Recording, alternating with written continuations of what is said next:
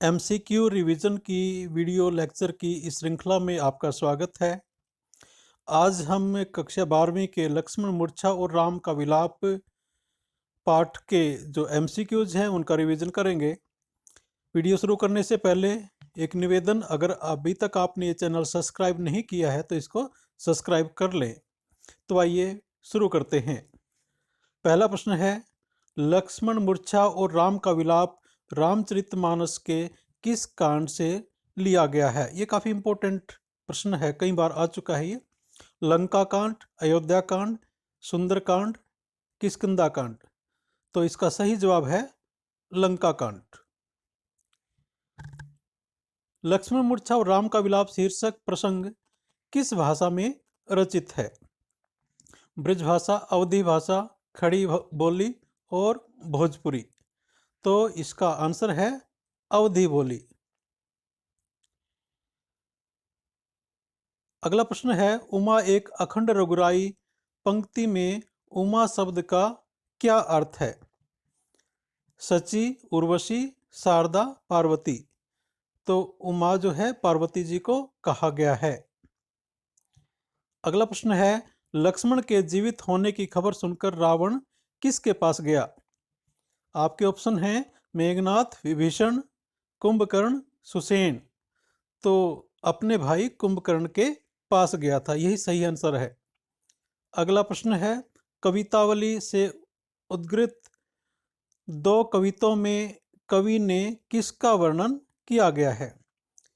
सामाजिक स्थिति का, धार्मिक स्थिति का, आर्थिक विषमता का और राजनीतिक स्थिति का। तो यहाँ पर आर्थिक विषमता का वर्णन किया गया है। अगला प्रश्न है, सहिहु विपिन हम आतप बाता। यहाँ आतप का क्या अर्थ है? ऑप्शन है तपस्या, धूप, पवन, शीत। तो यहाँ पर आतप का मतलब धूप से है। अगला प्रश्न, श्री राम ने लक्ष्मण को हृदय से लगाया तो कौन हर्षित हुए? जब श्री राम ने लक्ष्मण को हृदय से लगाया तो ऑप्शन है हनुमान, सुसेन वैद्य, भालू कपि समूह और लक्ष्मण। तो इसका सही जवाब है भाली कपि समूह, यानी जो सैनिक थे श्री राम के वे खुश हुए। अगला प्रश्न है, लक्ष्मण किसको दुखी नहीं देख सकते थे? माता पिता को, श्री राम को, हनुमान को, गुरु को। तो यहाँ सही आंसर है श्री राम को वो दुखी नहीं देख सकते थे। अगला प्रश्न है, तुलसीदास को गुरु का क्या नाम था? ऑप्शन है रामानंद, नरहरिदास, स्वामी वल्लभाचार्य, सुखदेव। तो यहाँ पर तुलसीदास जी के गुरु का सही नाम है नरहरि दास, ये सही आंसर है। अगला प्रश्न है, तुलसीदास ने किसके पास रहकर 15 वर्षों तक वेदों का अध्ययन किया? नरहरि दास के पास, रामानंद के पास, शेष सनातन के पास, वल्लभाचार्य के पास। तो इसका सही आंसर है शेष सनातन के पास। अगला प्रश्न है, जानकी मंगल किस प्रकार की रचना है?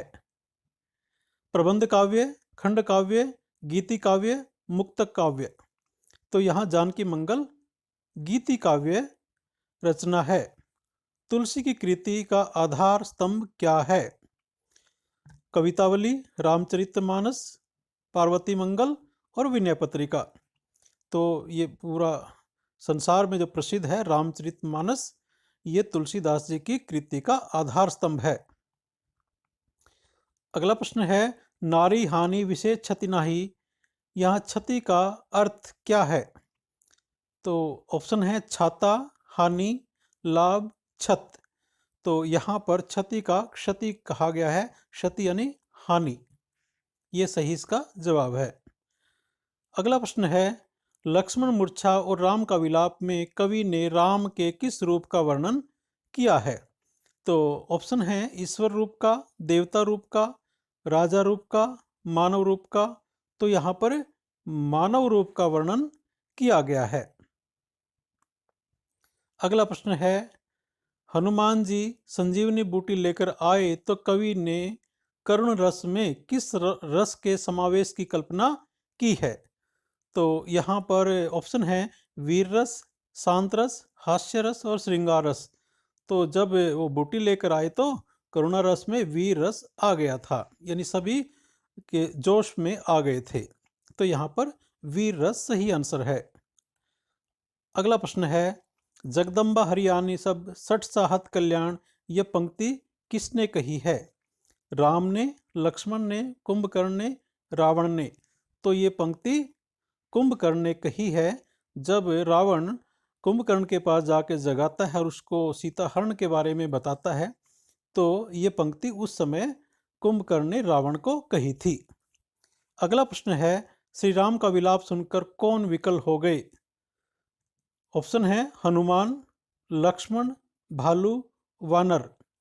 तो यहाँ पर जो वानर थे वो विकल हो गए थे, यानी व्याकुल हो गए थे। जब श्री राम लक्ष्मण जब घायल अवस्था में थे, उनको देखकर जो रो रहे थे, विलाप कर रहे थे, तो उनको देखकर जो वानर थे बाकी, वो भी व्याकुल हो गए थे।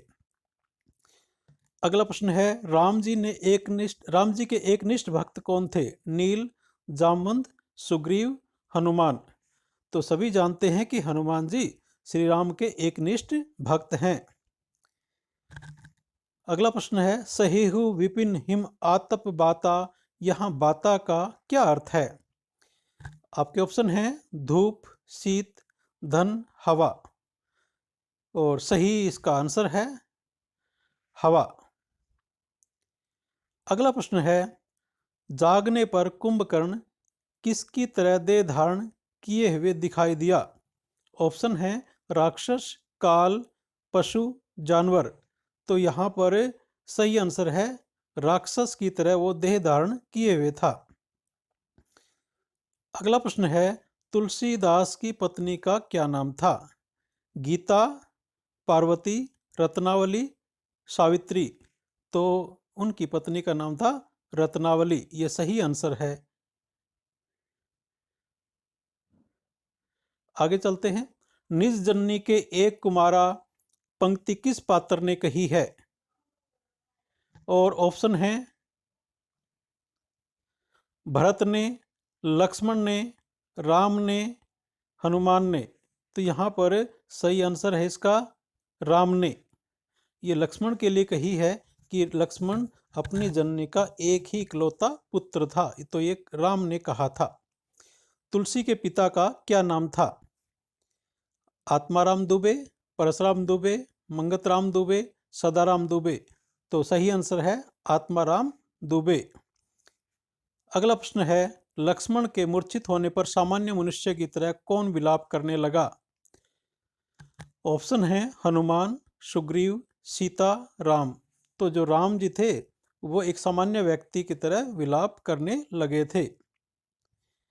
अगला प्रश्न है, भरत के बाहुबल एवं शील के प्रशंसक का नाम लिखिए। तो यहाँ पर चार ऑप्शन हैं, मयंद, अंगद, सुग्रीव, पवन कुमार। तो यहाँ पर पवन कुमार है, यानी जो हनुमान जी थे उन्हीं को पवन कुमार कहा गया है। अगला प्रश्न है, श्री राम के मतानुसार पंखों के बिना किसकी स्थिति दयनीय होती है? तो यहाँ पर ऑप्शन है वानर की, मछली की, पक्षी की, सर्प की। तो आप सभी जानते हैं पंखों के बिना पक्षी की जो स्थिति है वो दयनीय हो जाती है। अगला प्रश्न है, अर्धरात्रि गई कपि नहीं आऊ काव्यांश में किस पात्र के न आने का वर्णन है? तो यहाँ पर चार ऑप्शन है सुग्रीव, मयंत, अंगद, हनुमान। तो सही आंसर है हनुमान। यानी जब हनुमान जी संजीवनी बूटी लेने गए थे तो आधी रात बीत चुकी थी और जब वो नहीं आए थे तो ये शब्द जो है, ये काव्यांश हैं, वो श्री राम जी ने हनुमान जी के लिए कहे थे। अगला प्रश्न है, सहेहु विपिन हिम आतप बाता, यहाँ आतप का क्या अर्थ है? ये प्रश्न एक बार पहले भी आ चुका है। आपदा, सूर्य, धूप, तपस्या। तो यहाँ आतप धूप को कहा गया है। तो ये जो इस पाठ के ये जो एमसीक्यूज थे यहाँ पर समाप्त होते हैं। आशा है ये आपको समझ में आए होंगे। धन्यवाद। जय हिंद, जय भारत।